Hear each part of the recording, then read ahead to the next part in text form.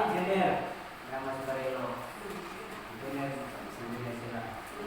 Kung basta ka engineer, mapakyas sa pag-compute na pinakong mag-construct sila o tulay. Kung mapakyas ka pag-compute, pag-sunan, kung sa may tabo, doon ay possibility na mag-collapse ang bridge kung sa usalang na formula o sa solusyon na wani mo ma-eksakto na sunay. Una na dili ka lahat ng engineer, tanaw ko na kung sige ka straight mo buhat. Kung nasayo pa na, eksakto ka na. Kung sa ka-doktor, labi-labi ka ng anesthesiologist na mauna siya ay mo inject sa kapasente. Kung masayop siya, sa tambal na i-inject niya, anesthesia, karon may kasakitan. Kung sa mga katula, mo-resulta mo sa pamatayan. Kung sa pagtutulo, yaman si Pani. Kung sa pagtutulo, masayop siya sa pagtulunan. Doon ay murag huwag kapusan pa. Mayroon ka itong engineer masayok, makulap sa usara. Kung ang doktor masayok pa-prescribe sa tampan, kausap patay, wala ito. Pero kapag ka magtutudlo, masayok, sa pagtudlo, sa sentali?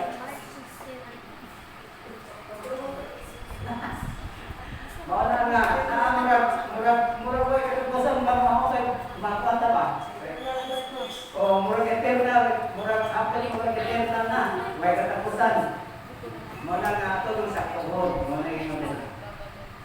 Doon ay sa kagawa nga, kanang kaigan yung sakit, kung naiduwa sa, kung karong ka nga may mga duwa sa isang sa cellphone, na alam ka sa cellphone, nga, kanang number diya nga, up to 100. Kung pag-first name mo nga ito, nga sakto ka na kamusilit ka. Pero pag-apot mo o number 99, magbantay ka. Kaya naibitin niya nga kung masubog ka din, mudal useful ko kasirit ko dito sa bus. Kamu na magbantay, kinanglan na ato doon ka na ako na tayo ako. Dasanin kong masipya sa ng kainan. Mauna na,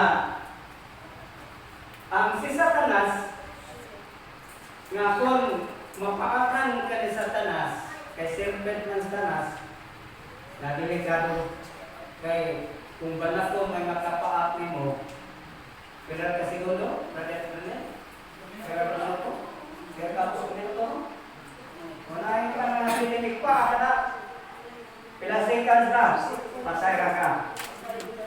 No, patay na ka. So, karon kagsunan atong tunan. Ang kinabuhi sa kinabuhi ni King Hezekiah. Sumala sa atong ibasa sa atong scripture reading. Sabi niya ang inyong mga kasulatan diya sa 1, ikalawang Kronikas 31, versikulo 20. Kaya mo niya kung tamdan na ito na. O ingon ini ang gibuhat ni Hezekiah sa tingog Huda. O iyang gibuhat kadtong maayo o matarong o matinumanon sa tubangan sa iyang mga hari. Si Hezekiah, si Hari Hezekiah, nagpanuigon siya o 25 ka mga tuig. Kalawaan o 5 ka mga tuig. Nga nahimo siya sa kahari.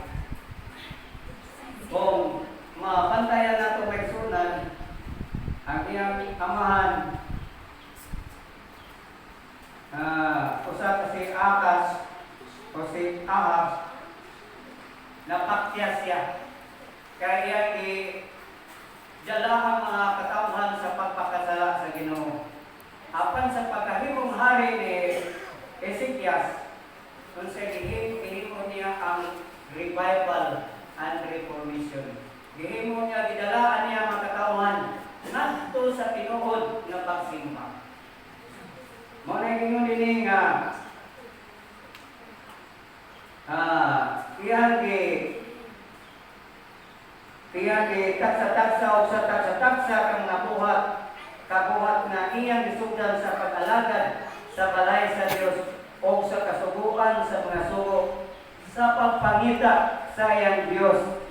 Iyang gihimo kini sa pupos niyang kasing-kasing o unsa miusyo. Sa diha nga ikaw magalakaw sa pag-alagad sa Ginoo, ang imong kinabuhi imong gipasubay, sumala sa labda, sumala sa latin, sa pagulutan, sa mapulong sa Dios, imong gisunod ang Ginoo sa bugpos mong kasing-kasing. Bugpos. Tibuok 100% nagsunan. Kung sa ginoo dili, miuswak siya. Nahimong malamposon si Hezekias sa iyahang pagpadumala sa kingharian sa Israel. Gingon siya, na si Hezekias dunay suod nga relasyon sa Ginoo. Samtang naghari siya. O sa kamayong butang na ato may balaan nini, iyang gisugdan ang pagreforma kay Sion o iyang idala niya ang mga katawhan sa pagsimba sa matod na Dios. Iyang ilaglag itong mga paal, itong mga halaran sa Diyos nila o iyang gipahiuli. He restored the true form of worship to bring back the people back to God. So, mauna nga isunan. Ang kinabuhi ni Hezekias, makita na mo nga siya may nangtuon sa Ginoo. Iyan yung ipangita ang Ginoo. Apan sa kaputusan kay ngayon na nagkasakit si Hezekias.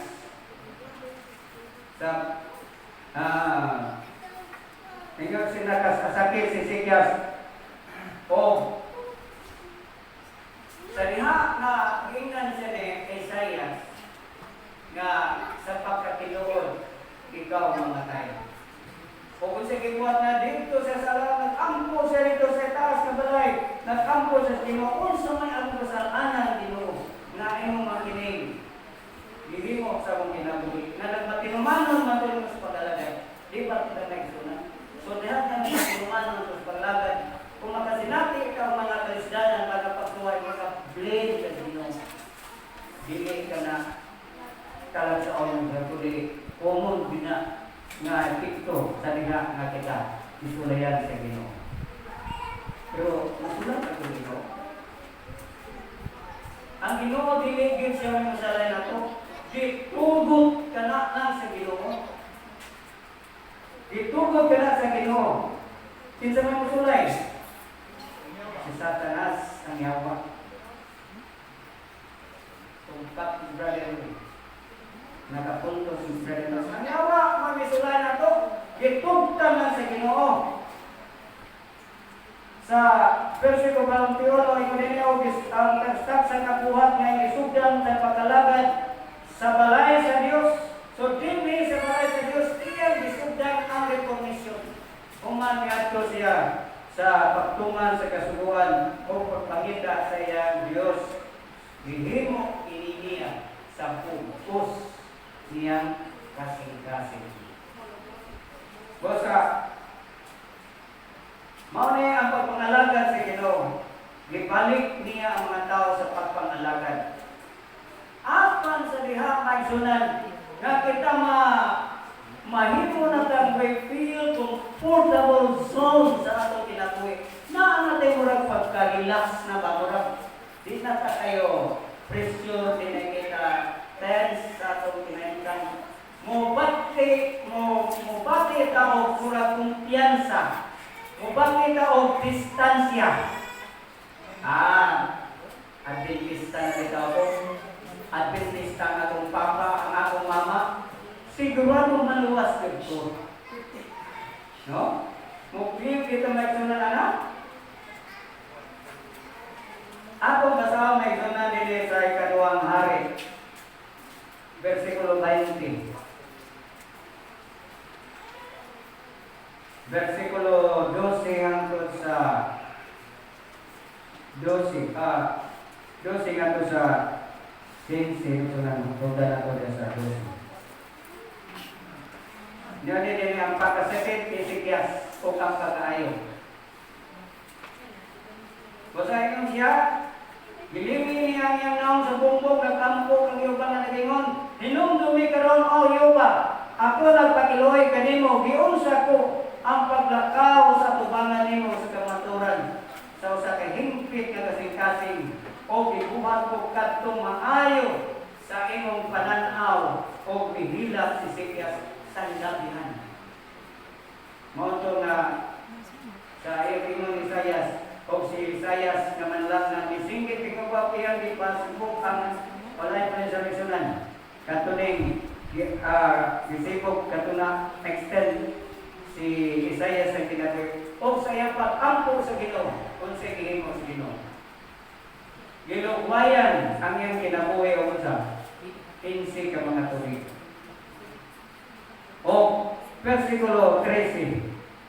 O si Ezekias namatay kanila o ipakita kanila ang tibok balay o ang hari sa si baladan ang hari ni sulat siya nga ito kay Ezekias kaya kung giunsan sa Ginoo ang pagpakita ang milagro kaniya o gingon niya o nangatto sila ang taga-Babylonia o sa pag-atto nila sa Babylonia ipakita ni Ezekias ang unsa.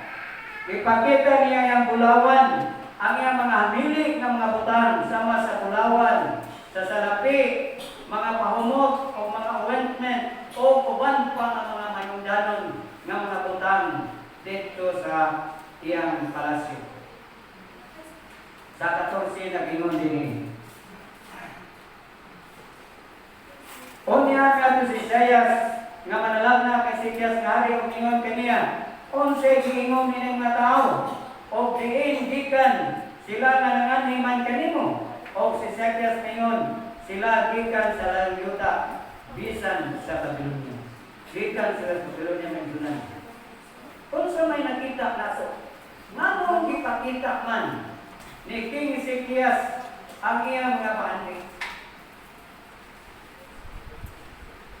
Tingnan sa versikulo 7, sa diingon din nga naungingon siya na overwhelmed. Gidaog siya sa kalipay na comfortable na kayo ginagawa. Wala sila kaaway. Kaya na hadlok tungod kay ang Ginoo nagkikubal niya. Tungod kay ang iyang kasing-kasing iya man gipaybutan iya sa Ginoo. Kung sa gingon sa verse 27, aniya karon ang mga adlaw maabot na nga ang tanan ana sa imong balay o kang tinigom sa imong amahan hangtod nining adlaw pagadadton ngadto sa Babylonia why may bilin namulong si Jehovah. Nagkalik kami na kipandik wow na sa taga Babylonia unsay atong makatunan magigawnan suod sis Ginoo sa daghan nga mga panahon mahimo posibilidad ini sa atong pag-alagad sa gustuhan samtang kitang kaulat sa pagbalik sa Ginoo. Dili ko mayroon may kailangan pagbalik kay paghukom na nasubuhin pinatay. Ang pagbalik sa Ginoo mauna nga ang pagbalik sa Ginoo nga mauban tayo ito sa ulit ng suganan. Sa usalan kasi tiyak na isunan. Pulse mo o sa cheese pa ni masipyat din ikaw bunga, mahimong mahugdok, mga kanang sa dama o sa cheese. Masipyat ka sa gamog, hindi na ito. Kanang sa dama, at susunin din, mahimong ito mo dama, o sa pagpatirin nga maayong mo dama. Ini, mo pala ni mo, magkakapil din na ito. At kung ito magsustaan ng rektoran sa mga nasa kali-kali, pastilan. Ini, sipyat ni mo sa imong move. May kayo na sila kildi na. So, tingnan din nga ang iyang relasyon sa Ginoo hingpit diya sa iyang atubangan. Apan sunod kay iyang itagaan og luna. O gihatagan niya og unsa? Unang sayo personal, iyang gihatagan og luna ang kaaway. Di na to Tagalog mo na ang kaway. Ngano nga si Satanas magayon sa atong leksyon dinhi sa atong ganina sa atong cosmic conflict ang universal nga panagbangi o panag-away tali sa Dios o ni Satanas. Ingon dinhi sa Christ Object Lesson page 72. Satan is deceiver. Siya ang usa ka maglilingla sa diha nga nakasala siya sa langit. Bisan pa ang mga manuluyang na manuluda, matigon-anon nga mga manuluda, nga walaing gibuhat dito sa langit, o ang pagsimba pagdaig sa Ginoo. Naagaw ang atensyon, naagaw ang ilang pagbati o simpatiya. Isugod sila sa pagduwa-duwa. Kingon ni even the loyal angels did not fully discern this character. Kaya maayaw mo kasi insulti, maayaw mo kasi kumbinsi, nindot man yung kung madilipan nila suko, dili maayaw na sa istorya. So, di ka kaina nga doon na siya bad intention sa ginagawa.